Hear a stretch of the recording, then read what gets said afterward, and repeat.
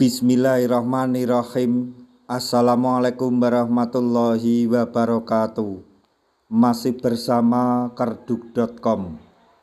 Pada kesempatan kali ini kami akan menyampaikan kabar atau angin segar yang datang dari Menpan RB untuk para tenaga honorer yang mendapatkan kode R2 dan R3 pada pengumuman hasil seleksi P3K tahun anggaran 2024 tahap 1, yaitu update tambahan formasi P3K penuh waktu tahap 1 untuk tenaga honorer R2 dan R3. Ternyata baru daerah ini yang sudah di-ACC oleh Menpan RB. Untuk mengetahui lebih detailnya silahkan simak video ini sampai selesai. Tapi sebelum kami lanjutkan, bagi rekan-rekan yang baru menemukan channel ini, tekan like dan subscribe-nya, dan juga tekan lonceng notifikasinya supaya nanti bisa mengetahui informasi terbaru terkait dengan seleksi P3K dan pengangkatan tenaga honorer menjadi ASN tahun 2024-2025. Sekarang mari kita simak dan cermati informasi yang ada di video ini supaya nanti tidak gagal paham.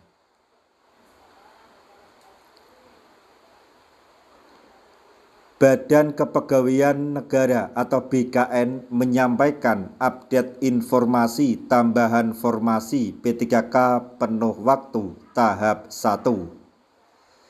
Sebagaimana diketahui bahwa Menpan RB Rini Widiantini telah menghimbau seluruh kepala daerah untuk mengajukan tambahan formasi P3K penuh waktu. Hal tersebut disampaikan oleh Menpan RB saat menggelar rapat koordinasi dengan BKN, Kemendagri, dan beberapa kepala daerah di seluruh Indonesia. Tahapan atau tambahan formasi P3K penuh waktu tersebut ditujukan untuk tenaga honorer yang mendapatkan kode kelulusan R2 dan R3 pada hasil pengumuman seleksi P3K tahun anggaran 2024 tahap 1. Adapun kategori R2 merupakan tenaga honorer XTHK2 atau honorer K2 yang tidak kebagian formasi P3K penuh waktu pada seleksi tahap 1. Sedangkan untuk R3 merupakan tenaga honorer yang terdaftar dalam database BKN yang tidak kebagian formasi menjadi P3K penuh waktu. Upaya tersebut dilakukan oleh Menpan RB agar seluruh tenaga honorer yang terdaftar dalam database BKN bisa diangkat menjadi P3K penuh waktu. Menpan RB memastikan bahwa pihaknya akan menerima seluruh usulan tambahan formasi yang akan diajukan oleh Pemda. Lebih lanjut, Menpan RB berharap Pemda mengajukan tambahan formasi sesuai jumlah tenaga honorer yang ada di daerah tersebut atau daerah masing-masing.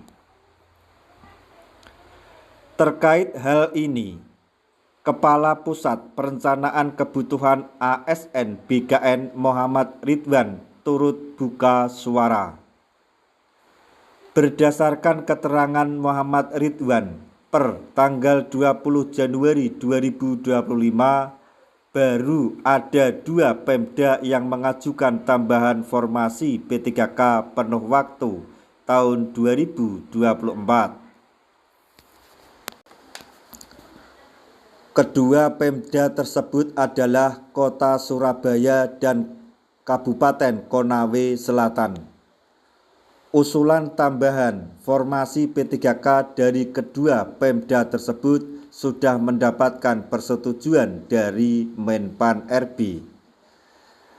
Dengan adanya tambahan formasi tenaga honorer R2 dan R3 di daerah tersebut auto berstatus P3K penuh waktu.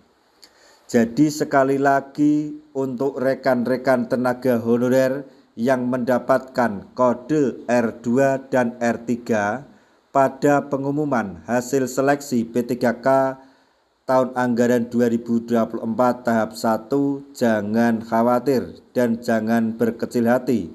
Kita tunggu saja upaya dari pemerintah daerah atau Menpan RB dan DPR untuk mengupayakan agar para tenaga honorer yang mendapatkan kode R2 dan R3 mendapatkan tambahan formasi, sehingga para tenaga honorer yang mendapatkan kode R2 dan R3 bisa dialihkan menjadi P3K penuh waktu.